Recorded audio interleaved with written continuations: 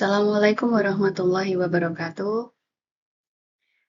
Baik, untuk materi ketiga, mata kuliah pemulihan tanaman, ini temanya tentang, atau topiknya ya, tentang hukum Mendel.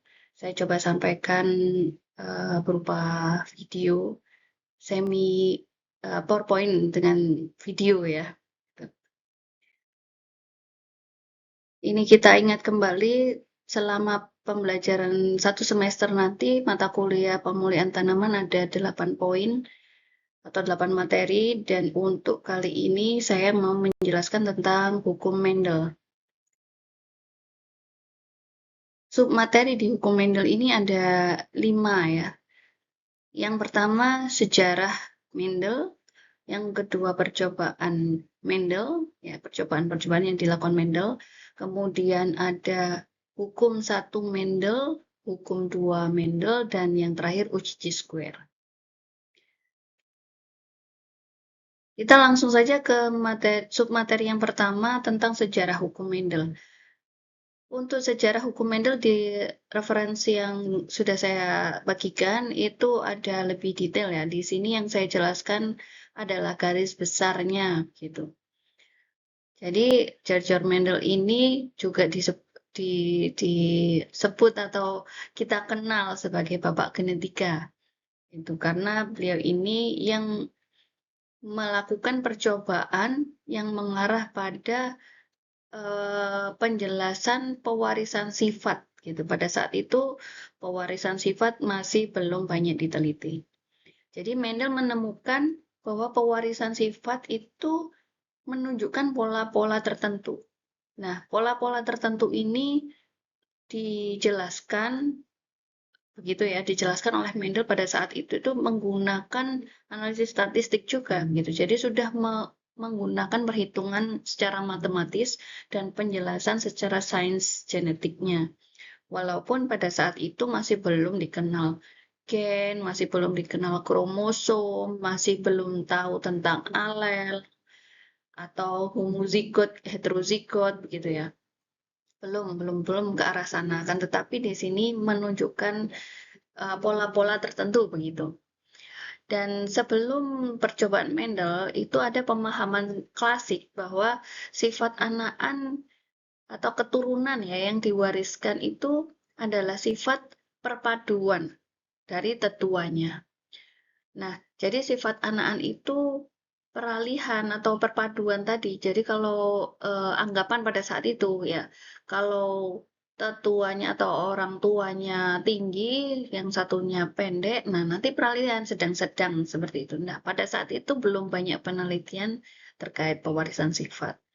Nah, setelah Mendel melakukan percobaan, di sini dikemukakan ya, ada variasi terputus gitu. Nah, nanti variasi terputus ada di slide selanjutnya. Maksudnya seperti apa?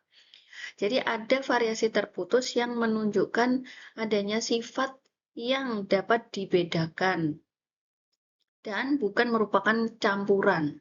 Ya, bukan sifat-sifat yang dimiliki keturunan itu bukan pencampuran atau peralihan ya dari kedua tetuanya gitu. Submateri yang kedua, percobaan Mendel. Nah, percobaan Mendel ini adalah persilangan ya, sebenarnya adalah persilangannya ya. Poin pentingnya di persilangan itu atau hibridisasi. Saya tebalkan kata hibridisasi ini agar lebih diingat gitu ya. Hibridisasinya dilakukan pada kacang Ercis Pisum sativum, dan pemilihan kacang ini karena ada beberapa alasan kan. Alasannya adalah karakteristiknya spesifik atau punya ciri khas gitu, atau ada alasan-alasan yang memang dipilih karena kemudahannya gitu. Nah, kacang Ercis ini siklus hidupnya singkat, jadi akan lebih mudah kita menganalisis keturunannya. Tidak harus menunggu setahun, 2 tahun gitu ya, karena siklus hidupnya singkat. Kemudian punya perbedaan ciri sifat yang kontras. Ada yang berwarna ungu dan ada yang berwarna putih, ada yang polongnya yang kuning, ada yang polongnya hijau. Jadi perbedaan sifat-sifatnya itu kontras. Kemudian kacang ercis ini bisa melakukan penyerbukan sendiri. Ini tentunya sangat membantu ketika kita menanam tanpa dilakukan persilangan, dia akan tetap bisa menyerbuk sendiri, jadi bisa menghasilkan polong sendiri, biji sendiri, dan seterusnya ya. Keturunannya itu tidak harus diperoleh dari penyerbukan bantuan gitu. Dan meskipun dia bisa menyerbuk sendiri, mudah untuk dilakukan penyerbukan sila. Jadi kalau kita setting, oh saya nggak mau tanamannya menyerbuk sendiri nih, saya mau menambahkan dari benang sari tanaman yang lain, itu mudah. Gitu. Jadi punya kompatibilitas yang tinggi ketika putiknya diserbuki oleh benang sari dari tanaman lain, itu mudah dilakukan. Bukan sekedar mudah menempelkan ke putiknya, bukan, tapi dia juga mudah terjadi penyerbukan sehingga berhasil persilangannya menghasilkan polong dan biji. Lalu ada jumlah keturunan, ini ya kalau kacang-kacangan kita tahu kacang-kacangan itu polong ya buahnya, jadi dalam satu polong ada banyak biji. Jadi jumlah atau keturunan yang dihasilkan juga banyak dan mudah kita tanam. Di referensi itu dicontohkan Mendel menyilangkan tanaman kacang ercis yang punya bunga putih disilangkan dengan tanaman kacang ercis yang punya bunga ungu. Nah, dua individu ini disebut tetua karena nantinya akan dilakukan persilangan. Tetua disebut juga parental dan disingkat huruf P. Nanti untuk slide-slide selanjutnya kalau ada huruf P itu arahnya adalah singkatan dari parental, dan untuk keturunannya atau hasil persilangannya itu disebut F ya, huruf F ya, atau filial. Nah, di gambar yang ada di materi ini ada gambar kacang panjang, bunga kacang ercis, maaf, bunga kacang ercis itu dari satu bunga ini dia punya putih dan juga punya benang sari ya. Stem kalau putih itu stigma, kalau bunga jantannya atau benang sarinya tadi ya, di situ ada anther. Nah, bunga jantan itu stamen ya.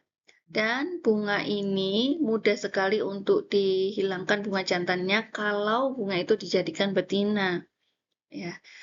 Dan bunga yang dijadikan jantan kita tinggal memanen serbuk sarinya. Kalau mau disilangkan kita letakkan di kepala putih, itu aja. Ini gambaran persilangan ya. Nah, percobaan Mendel itu dikumpulkan dulu pertamanya itu generasi tetua ya, generasi pertamanya atau tetuanya tadi itu dikumpulkan, kemudian ditanam ya, jadi bijinya dikumpulkan kemudian ditanam. Nah, dengan dua karakter yang berbeda tadi itu, ada yang ungu dan putih, itu disilangkan. Disilangkan menghasilkan keturunan pertama atau F1. Keturunan pertamanya kan berupa biji. Tadi kalau yang ungu dan putih disilangkan menghasilkan polong dan menghasilkan biji ya, bijinya di dalam polong tadi. Nah, biji itu adalah F1. F1-nya ditanam, kemudian dibiarkan menyerbuk sendiri tanpa dilakukan persilangan. Keturunan dari F1 itu disebut F2. Ya. Keturunan F2 ini juga ditanam lagi dan dibiarkan menyerbuk sendiri dan seterusnya sampai F keberapa itu tergantung penelitiannya ya. Nah, kemudian di situ dicatat. Yang dicatat adalah fenotipnya. Kemudian dianalisis. Di sini kita simak bahwa yang dianalisis adalah data atau angka yang kita peroleh dari pencatatan fenotip atau sifat yang tampak, bukan genotipnya ya. Jadi Mendel juga tidak tahu apakah itu sifat yang mana yang dominan, mana yang resesif itu belum tahu ya. Pokoknya ada warna ungu dan warna putih seperti itu. Mendel menegaskan semua keturunan dari tetua bunga putih, keturunannya ya, punya bunga putih semua. Begitu juga dengan yang ungu. semua keturunan dari tetua yang bunga ungu punya bunga ungu, gitu, memiliki bunga ungu. Jadi kalau tetuanya baik itu putih ataupun yang ungu dibiarkan menyerbu sendiri, tidak dilakukan persilangan, maka keturunannya juga akan sama dengan tetuanya. Kalau yang tadi putih, tetuanya putih, dia keturunannya juga akan putih. Kalau yang ungu, keturunannya juga ungu. Kemudian setelah menyusul hasilnya untuk ribuan tumbuhan, Mendel menyimpulkan, nah ini, bahwa ciri-cirinya tanaman tadi itu ada yang tampak, ada yang tidak tampak. Gitu. Yang tampak ini kemudian ya berikutnya itu akan disebut dominan ya, dengan sebutan dominan. Kalau ciri-ciri tanaman yang tidak tampak kemudian ya pada saat itu kan belum mengenal dominan dan resesif ya. Kemudian akan disebut dengan resesif. Kita masuk ke poin submateri ketiga, hukum satu Mendel. Setelah kita tahu tadi bagaimana percobaan Mendel itu dilakukan, nah kita coba mulai mengenal hukum satunya dulu. Hukum satu ini dilakukan untuk satu sifat beda. Itu yang perlu teman-teman perhatikan ya. Di poin yang ketiga ini ya, ini ada 3 poin ya. Jadi Mendel hukum satu ya dilakukan atau dibuktikan ya itu dengan menyilangkan satu saja sifatnya ya, satu sifat beda. Kalau di gambar ini adalah sifat tinggi tanaman, yang satunya tinggi, yang satunya kerdil gitu. Nah, hukum satu ini disebut hukum segregasi bebas. Artinya gen di dalam alel mengalami pemisahan ya yang bebas, bersegregasi yang bebas saat pembentukan gamet. Kalau di genetika kita belajar pembelahan sel meiosis, nah itu dari satu sel induk menjadi 4 sel anakan. Sel induk ini punya satu alel ya, kalau misalkan dicontohkan ini satu alel T ya dengan T kecil. Ya, untuk contoh sifat tinggi tanaman. Dicontohkan di gambar ini seperti ini ya. Nah, kemudian T besar, T kecil itu memisah. Kalau di sini biar lebih kelihatan gitu ya. Memisah, bersegregasi secara bebas. Kalau ini T besar, T besar, T besar, seperti indukan seperti ini ya. Bisa saja ini yang saya contohkan dengan T kecil agar kelihatan bahwasanya setiap alelnya itu memisah atau bersegregasi secara bebas. Sehingga nanti gametnya ada yang mengandung T besar, ada yang mengandung T kecil. Itu maksudnya. Ketika individu tanaman yang punya gamet T besar dan yang satunya T kecil, kalau dia bergabung ya atau disilangkan tadi ya, bergabungnya melalui penyerbukan silang, akan menghasilkan individu baru dengan genotipnya perpaduannya. Kalau genotipnya perpaduannya T besar dan T kecil. Tetapi ternyata pada penelitian Mendel tadi sudah ditanam lagi ya, itu semuanya punya tubuh tanaman yang tinggi. Keturunan F1-nya ini hasil dari persilangan T besar dengan T kecil atau tinggi dengan kerdil, semua keturunannya tinggi, tidak ada yang kerdil. Nah, di slide sebelumnya yang menyebutkan variasi terputus, itu maksudnya di sini. Jadi tidak ada yang kerdil. Berarti kan semuanya hanya meniru atau mencontoh satu tetua. Kenapa kok disebut terputus? Karena nanti di F2-nya muncul lagi itu yang kerdil. Itu berarti tadi yang di F1 kenapa kok nggak muncul? Karena ada variasi yang terputus tadi yang dimaksud Mendel di slide yang sebelumnya itu. Ada 7 sifat yang diamati oleh Mendel terkait dengan generatif ya. Berarti sifat-sifat generatif ya, paling banyak sifat generatif, hanya satu yang vegetatif, yaitu di sifat tinggi tanaman, tadi yang tinggi dan rendah, atau kerdil, tinggi dan kerdil gitu ya. Tapi yang lain-lainnya ini berhubungan dengan sifat generatif, ya bunganya, warna bijinya, bentuk bijinya, ya ada yang bulat dan ada yang keriput. Kemudian di sini ada warna, polong, bentuk polong, gitu. Kemudian posisi bunga, dan yang vegetatif hanya satu, ini tinggi tanaman. Nah, di sini ada tulisan F2, karena memang F1-nya tidak muncul dua-duanya. F1-nya hanya muncul satu sifat dari salah satu tetuanya.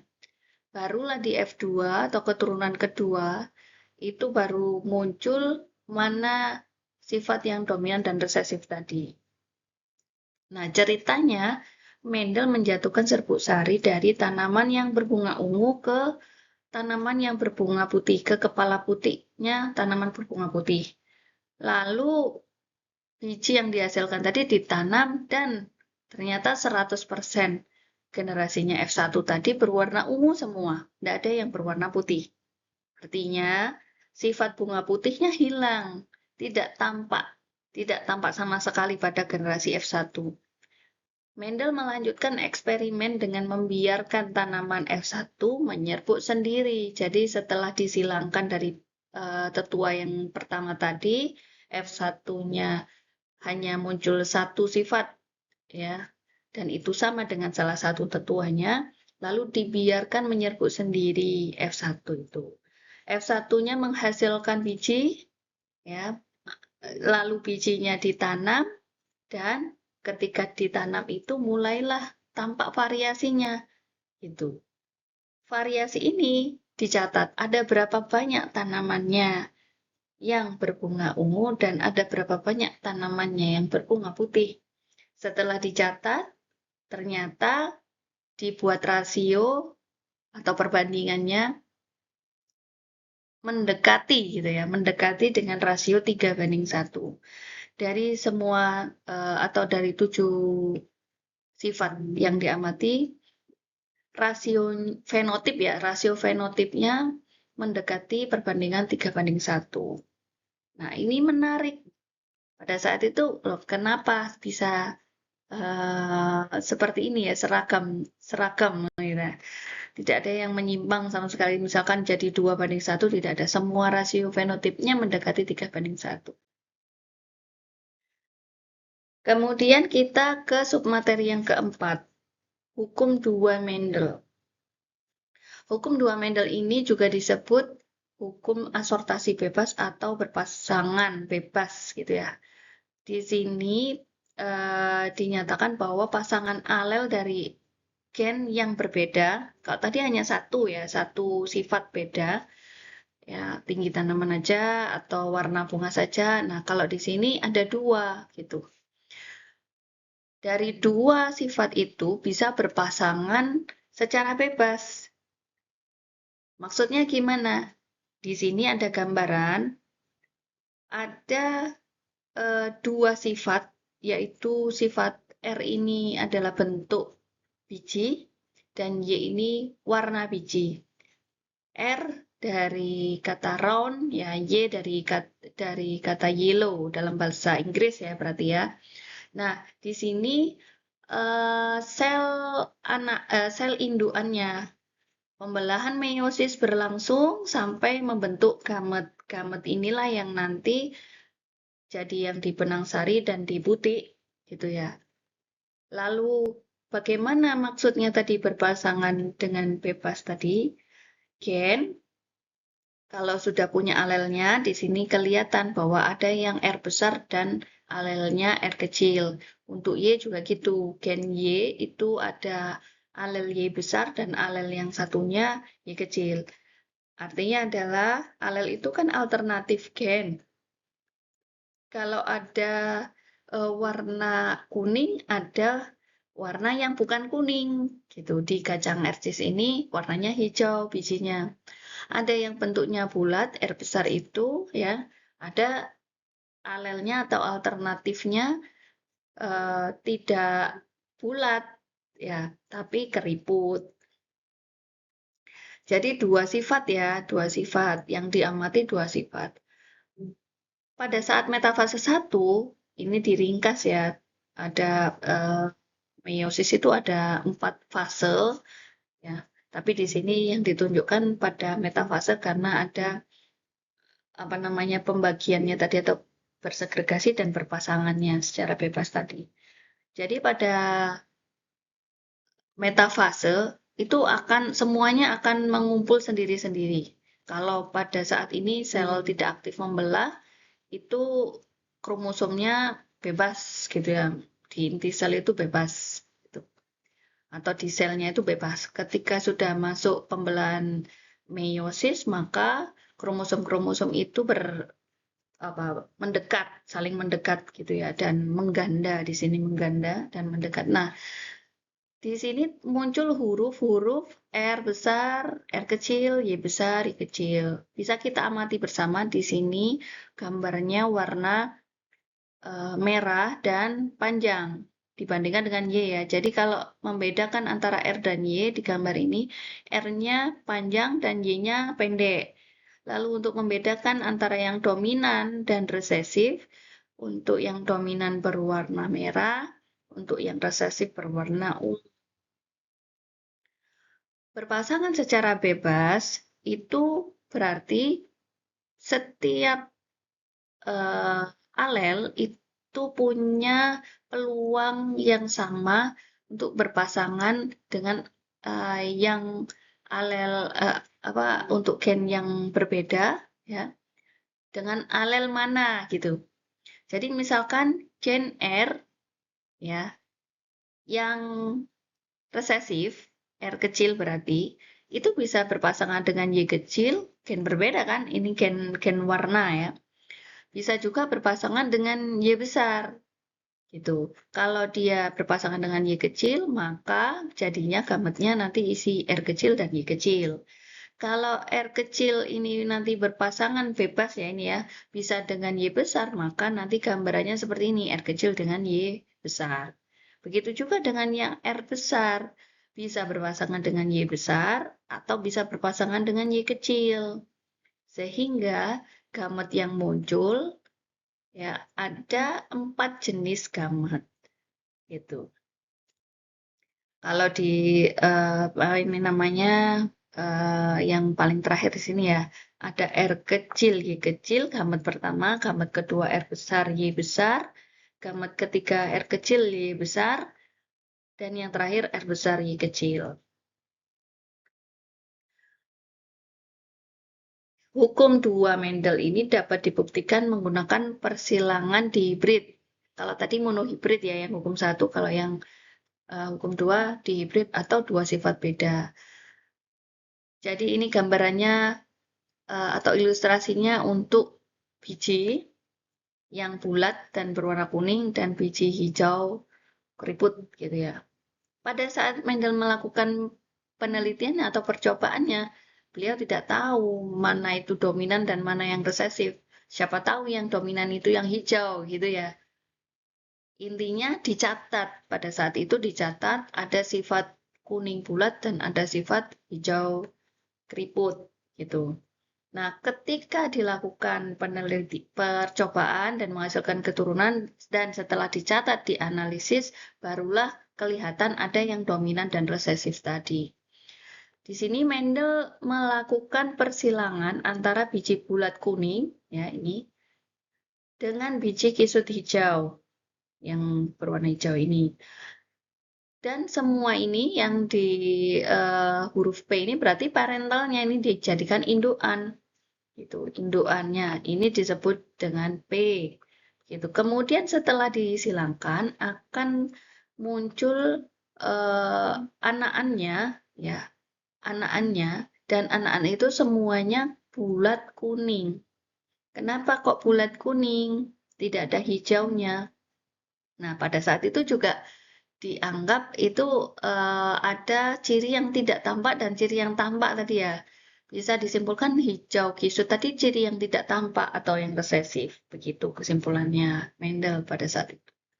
Lalu di sini kalau kita sudah mengetahui ya ada apa namanya rumusannya, kemudian ya setelah penelitian bertahun-tahun itu kemudian dirumuskan bahwa gamet tadi itu pemisahannya ya ini Y besar karena hanya ada dominan semua, jadi hanya ada satu alel ya, tidak berbeda alelnya, Y besar semua dan R besar semua. Maka gametnya Y besar dan R besar aja.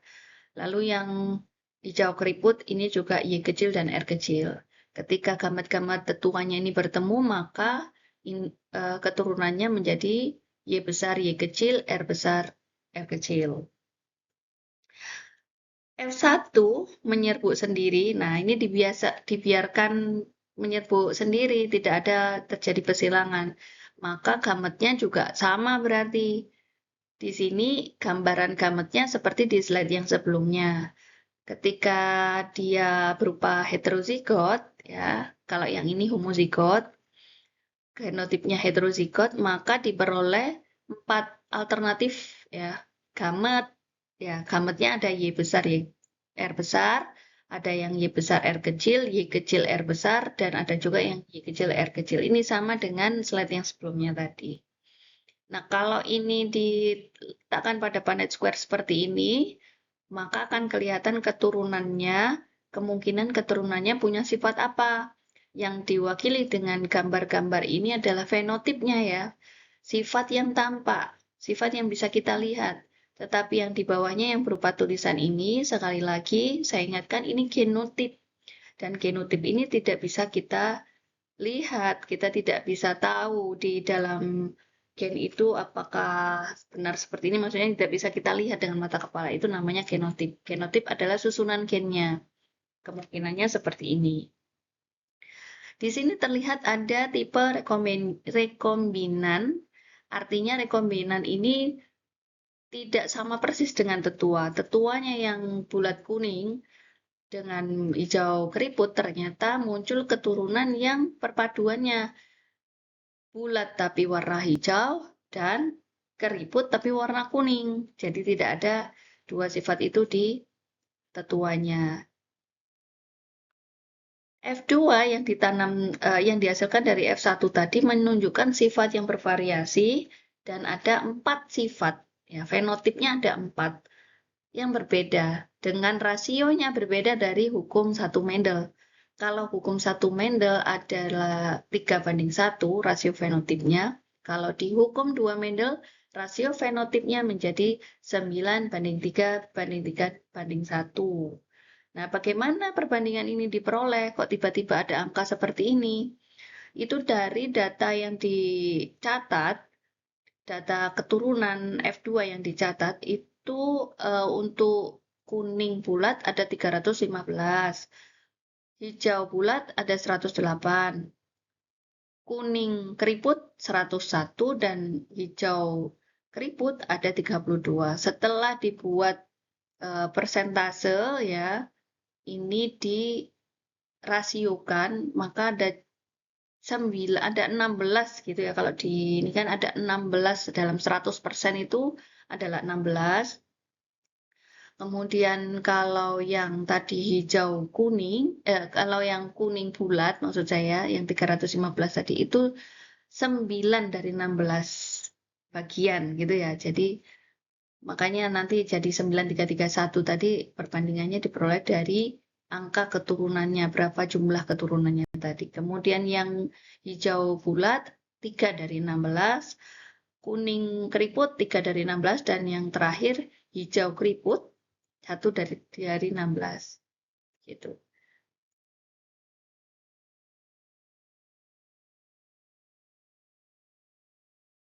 Kita masuk ke submateri yang kelima.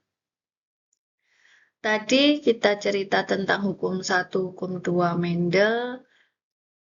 Kalau kita punya percobaan sendiri, misalkan nanti di rumah kita nyoba sendiri, lalu kita punya keturunan hasil persilangan, lalu kita catat, kita tanam lagi ya keturunan itu ke F2-nya, kita catat hasilnya atau sifat-sifat keturunannya, kita coba analisis. Nah, untuk menguji apakah keturunan yang kita hasilkan dari persilangan yang kita lakukan itu sesuai dengan hukum 1 atau hukum 2 Mendel, atau tidak sesuai atau terjadi penyimpangan hukum Mendel.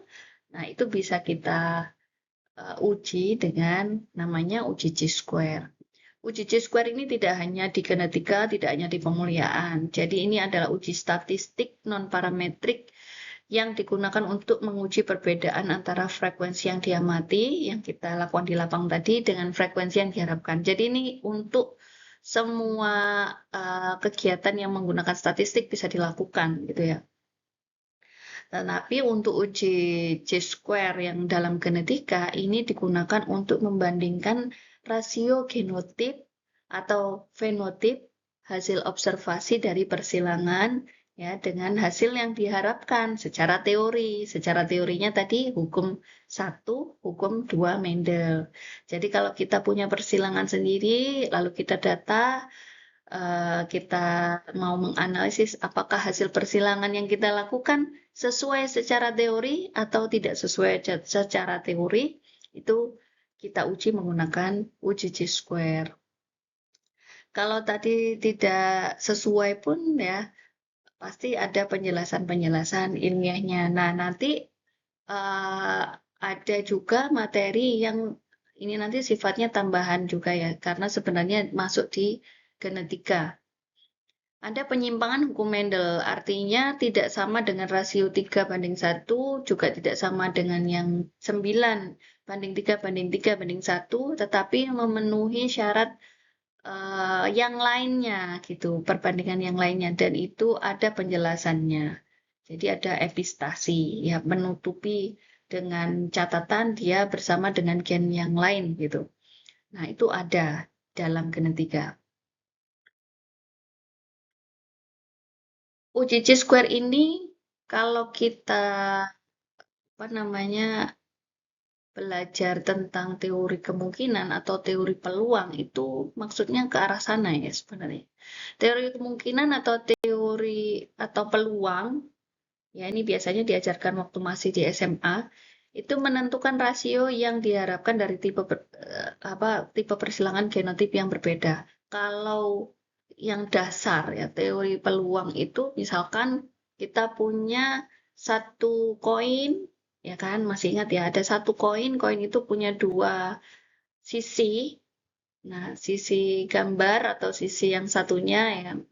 Nah, sisi angka atau sisi gambar.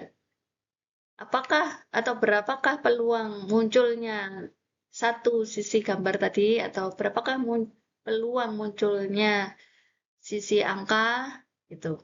Maka jawabannya adalah masing-masing setengah ya, punya peluang separuh-separuh punya peluang. Nah, itu teori kemungkinan atau teori kemungkinan. Nah, di pemulihan tanaman, teori kemungkinan ini juga dipakai.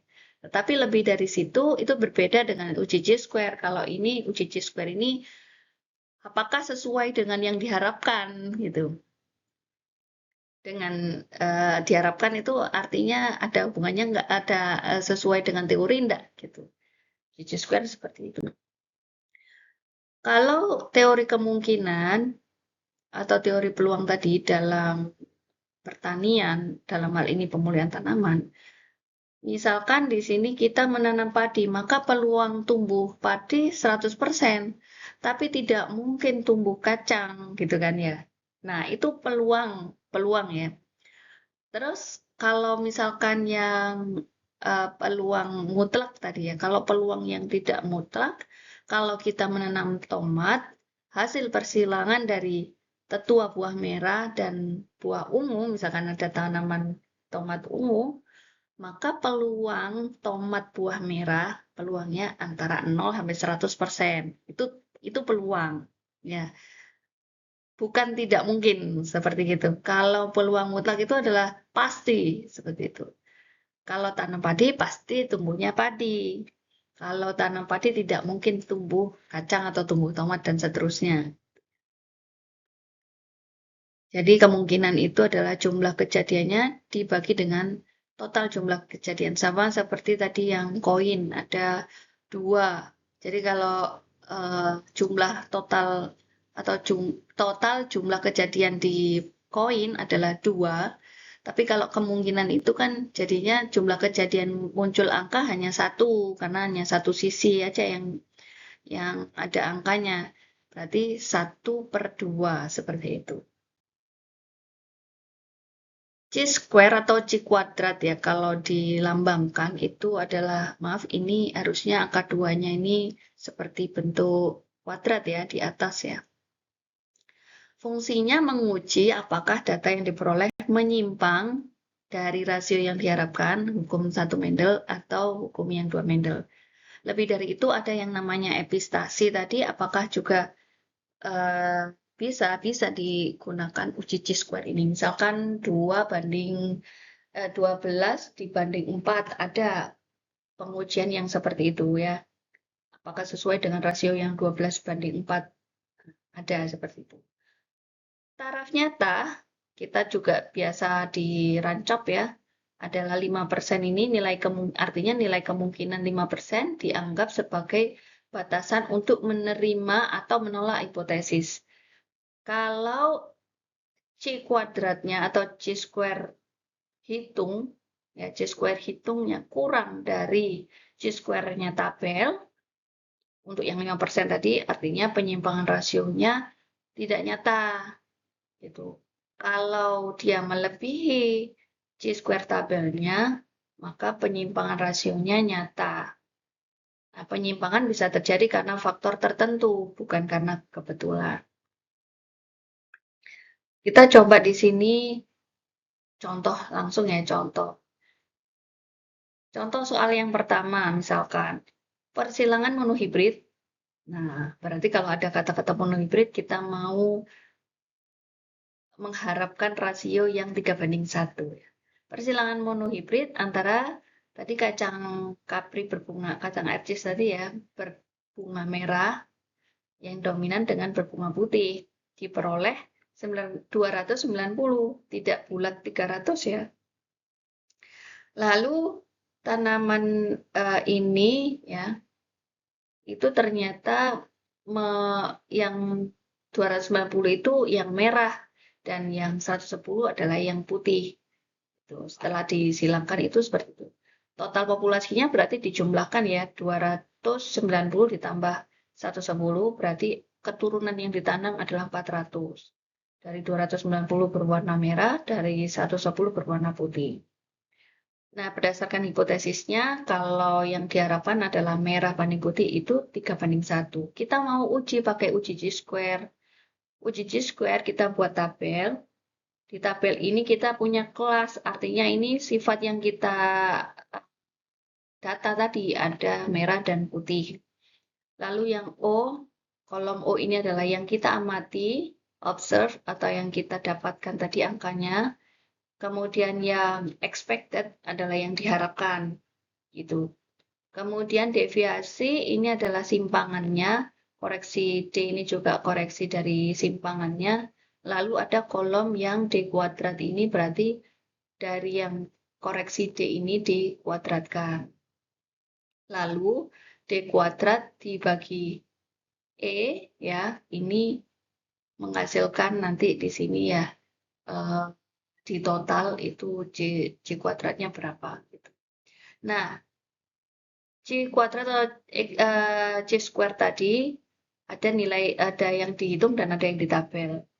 Untuk 2 kelas atau nanti itu apa namanya ya, derajat bebas ya, itu berarti dari 2 kelas ini dikurangi 1. Kalau kelasnya ada 4 sifat seperti yang hukum 2 Mendel, berarti nanti kita lihatnya dB-nya atau derajat bebasnya ada 3, 4 dikurangi 1. Nah, ini teman-teman perlu mengingat kembali tentang analisis data di Rancop ya. CC² yang hitung, ini titik-titik ini diisi apakah dia lebih besar ataukah lebih kecil dari C² tabelnya. Nah, jadi nanti bisa kita simpulkan apakah hipotesis itu diterima atau ditolak. Itu. Yang tadi disebut-sebut 5% taraf nyatanya untuk C² tabel itu ada di, kalau di googling juga ada. Jadi C² distribution ya. Ini untuk 5% artinya 0,05 ya yang disebut di situ. Tadi ada dua sifat merah dan putih. Maka dB-nya, derajat bebasnya dari 2 itu tadi angka 2 sifat tadi 2 dikurangi 1 maka ada 1. Dari 1 sifat itu diperoleh untuk yang 0,05 ini diperoleh angka 3,841. Nah, ini adalah C² tabelnya. Kita sudah dapat C² tabelnya tadi ya. Sudah ditulis tadi di slide sebelumnya tadi. Nah, kemudian di sini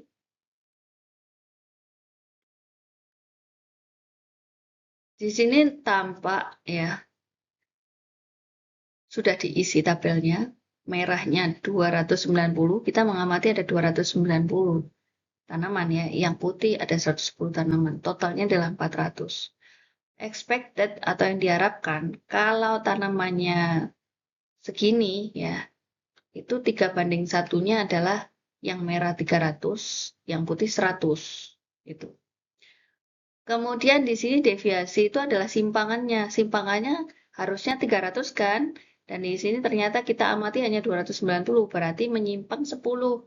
Begitu juga di yang expected ini harusnya kita dapatkan 100, ternyata dia lebih, ada 10 ya. Jadi 110 ini simpangannya 10.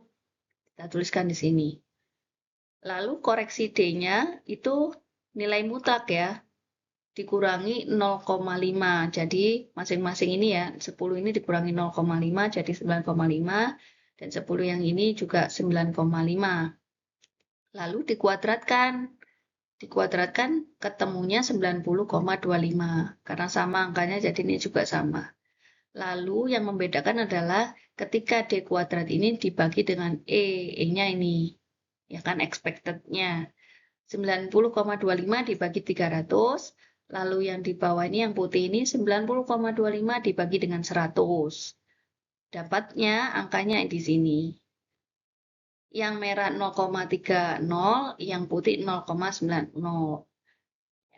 Kalau dijumlahkan, X kuadrat antara merah putih ini jadi 1,2.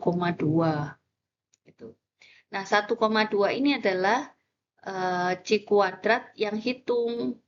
Nah, ditaruh di sini ya, kita apa namanya dempetkan dengan yang ini dia biar kelihatan angkanya. Nah, ini kita bisa lihat 1,2 ya di bawah banget ya, jauh di bawah 3,841.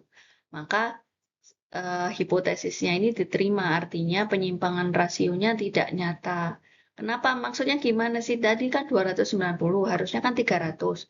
Nah, itu enggak apa-apa, memang itu masih termasuk 3 gitu, termasuk rasio fenotip 3-nya, dan yang putih ini juga masuk rasio yang 1, jadi 3:1, ini masih sesuai harapan. Penyimpangan-penyimpangan ini, selisihnya tadi yang 10 ini itu tidak karena salah sesuatu ya, itu hanya karena kebetulan. Maksud kesimpulannya di situ ya teman-teman. Kemudian ada lagi contoh soal yang kedua. Ini ada persilangan di hibrid. Nah, ini kita ingat-ingat ya, kalau di hibrid tadi berarti rasio fenotip yang diharapkan adalah 9:3:3:1. Di sini bentuk dan warna polong. Warna biji ya ini ya. Maaf ya, ini bukan warna polong tapi warna biji. Jadi dari 4 variasi atau 4 fenotip ya, 4 fenotip dari 2 sifat berbeda karena di hibrid ya. Kuning bulat, kuning keriput, hijau bulat dan hijau keriput. Ini F2-nya ya. Itu diperoleh angka-angka ini. Jadi dari satu populasi itu ada 315 tanaman yang biji kuning bulat, ada satu tanaman yang kuning keriput, 108 tanaman yang hijau bulat, dan 32 tanaman yang bijinya hijau keriput. Lalu kita mau uji pakai chi-square, apakah terjadi penyimpangan hukum Mendel? Kita buat sama ya. Lalu ini ada kolom yang saya buat hitam. Di sini kelihatan bahwa koreksi D itu tidak perlu ya, karena di sini koreksi D dilakukan apabila jumlah kelasnya kurang dari 4 dengan cara mengurangi setengah ya tadi ya. Nah, kalau ini sudah 4 berarti kita nggak perlu menghitung koreksi D. Langsung D-nya ini nanti dikuadratkan seperti itu. Kita tinggal memasukkan angka-angka yang tadi, yang kita ketahui di awal tadi, hasil pengamatannya 315 untuk kuning bulat, kuning keriput 101, hijau bulat 108, hijau keriput 32. Diperoleh total 556. Nah, kalau tadi enak, angkanya langsung 400 gitu ya. Nah, di sini 556 total populasinya. Kita dari 556 ini kita perlu hitung dulu expected-nya karena kita sudah tahu perbandingan yang kita harapkan adalah 9331 ya, maka kita hitung dulu E-nya tadi itu menggunakan rumusan yang seharusnya ya 9/16, 3/16 ini rasio fenotip yang diharapkan ya dikalikan dengan total populasinya 556 sehingga diperoleh angka ini. Maka yang kuning bulat expected-nya atau yang diharapkan adalah sejumlah 313, kuning keriput sejumlah 104, hijau bulat 104, hijau keriput 35. Totalnya ini pasti sama 556. Tidak boleh berbeda ya antara yang diobservasi dengan yang diharapkan. Nah, lalu kita lanjutkan menghitung deviasinya atau simpangannya. Ini selisihnya adalah 2 ya. Kalaupun itu minus, itu kita anggap itu nilai mutlak ya. Nilai mutlak ya. Jadi simpangannya aja kita ingin tahu menyimpang berapa dari yang seharusnya, dari yang kita harapkan. Setelah kita kurangi ya, kita cari selisihnya. Ada yang ini 2, yang pokoknya ini 3, 4, dan 3. Lalu kita kuadratkan. Setelah kita kuadratkan, kita dapat nilai D kuadratnya. Lalu di kolom selanjutnya ini, D kuadrat ini dibagi dengan expected-nya. Muncullah angka-angka hasil perhitungannya. Hasil-hasil angka-angka ini kita jumlahkan semuanya ya untuk menghitung chi-square hitung. Kita sudah dapat chi-square hitungnya, kita sandingkan dengan chi-square tabelnya. Untuk degree of freedom ini derajat bebasnya dari 4 kelas ya, 4 sifat atau 4 fenotipnya tadi, maka 4 dikurangi 1, dB-nya ada 3. Kita tarik dari dB3 itu ke kolom yang 0,05 diperoleh 7,815. Kita sandingkan tadi ya, kita lihat bahwa ternyata X atau chi-square hitungnya lebih kecil daripada chi-square tabel. Di sini hipotesis diterima sama seperti contoh yang pertama tadi ya. Penyimpangan terjadi karena kebetulan. Contoh soal ketiga, nah di sini agak saya percepat ya. Kita punya 2 kelas, putih dan ungu. Masing-masing di sini ada kita amati yang putih 705, lalu yang ungu 224. Kita sudah punya total populasinya. Nah, total populasi ini kita juga harus menghitung ya untuk E ini ya.